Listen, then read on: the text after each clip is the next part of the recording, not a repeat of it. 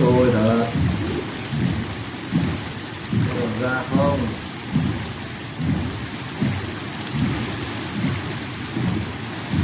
Có đầu ra chứ.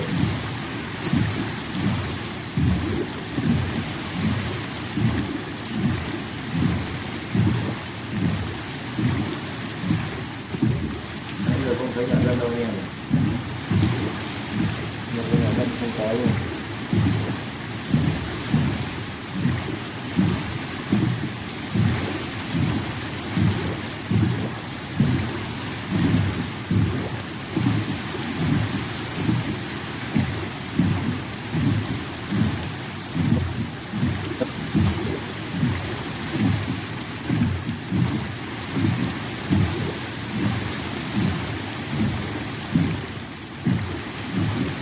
Chưa thể tìm chính xác con tàu đắm nào để mình vào lúc mà không báo à.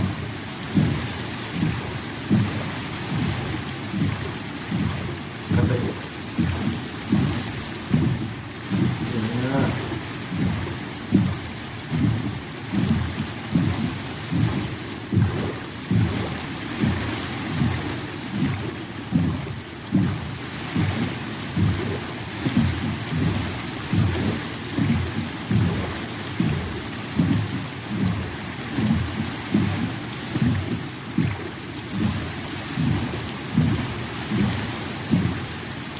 Đi hình tròn nhá. Đi hình tròn nó mệt đấy.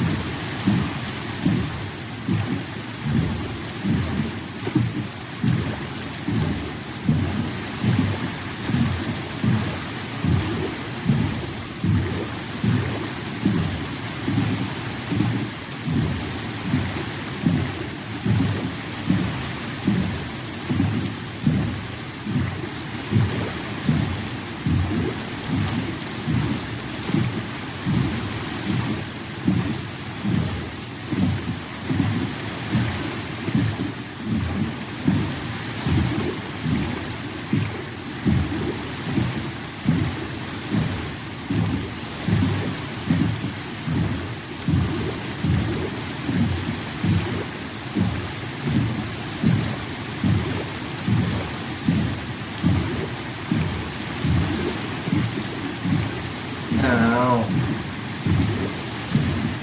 Không phải vậy đâu.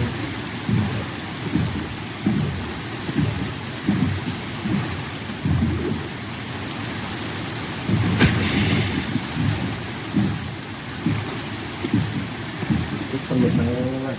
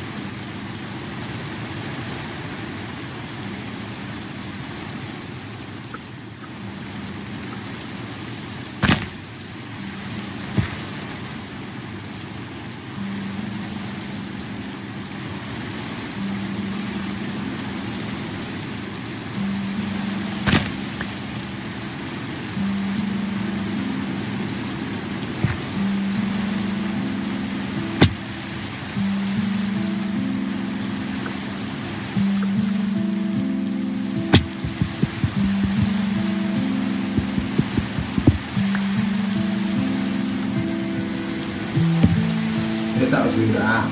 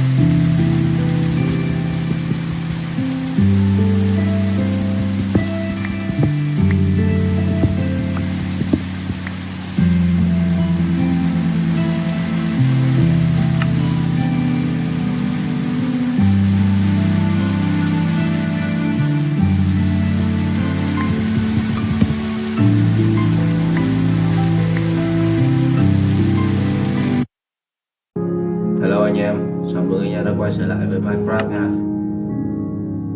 Tập thế giới mới đấy anh em nhỉ. Có New World đây.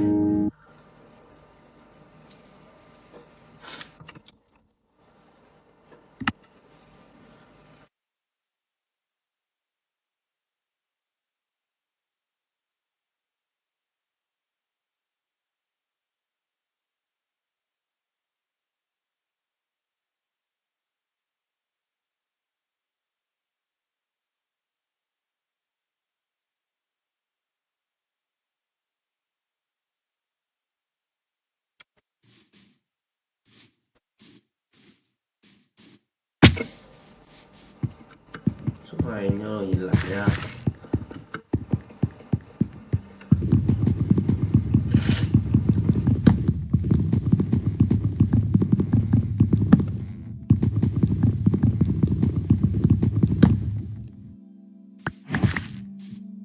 Tạo gì đây anh em?